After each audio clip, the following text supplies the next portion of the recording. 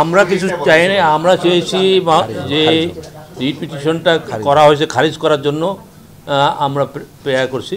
তবে আজকে হাফারলি হয়েছে, হিয়ারিং হয়েছে, আগামীকাল আবার সকালে হিয়ারিং শুরু হবে এবং এই হিয়ারিংয়ে আগামীকালকেও আমরা আমাদের বক্তব্য প্লেস করব এবং খারিজ করার জন্য এই রিট পিটিশনটা মেনটেনেবল না। এই 4টে প্যারাগ্রাফে যে কথা লিখেছে তার ভিতর কোথাও নাই যে কোনো এজেন্সি কাউকে মারছে, স্পেসিফিকভাবে কোনো স্টেটমেন্ট নাই। তো এই যে একটা ভেগ স্টেটমেন্ট দিয়ে 5টা প্যারাগ্রাফ দিয়ে একটা রিট পিটিশন, এটা আমার সে প্রথম দেখতেছি আমার লাইফে, এবং কোনো আনস্পেসিফাইড স্টেটমেন্ট। এখানে স্টেটমেন্ট যদি ভেগ থাকে তাহলে রিট ইজ নট মেনটেনেবল।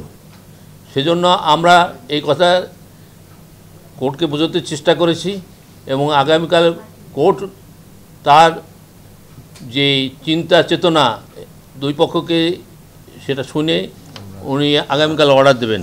এটা 2টের সময় এই পিটিশনটা ফাইল করেছে, এজন্য আমরা সময় চেয়েছিলাম, কিন্তু উনি কালকে ফিক্স করেছেন। তো আশা করি আমরা কালকেই হিয়ারিং করতে পারবো এবং এই মামলাটা ইনশাআল্লাহ খারিজ হবে বলে আমার বিশ্বাস। যে রিটটা ফাইল করেছে সেটা শোন করছে হচ্ছে 3টার 7-এর আগে বিভিন্ন অর্ডার জুভেনাইল কোর্ট পাস করেছে।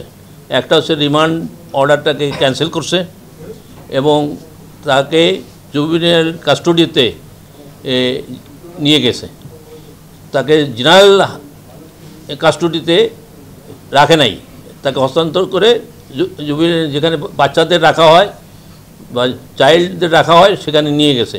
অতএব এই writ petition is not maintainable infructuous, এবং কোর্ট সেটাকে আমাদের সাবমিশনটাকেই ধরে নিয়ে বলেছেন যে এটা নট প্রেস করাই ভালো, নাহলে otherwise court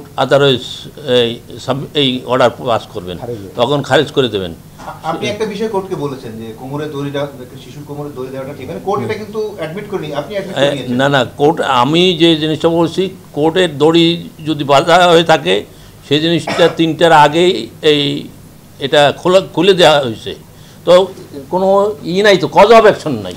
cause of action না থাকলে সে রিট মেনটেনেবল না। আপনি তো বলছেন ভুল হয়েছে, এটা করতে না, ভুল সেটা হয়তো ভুল করছে, সেটাই বলছি যে হয়তো ভুল করছে কেউ।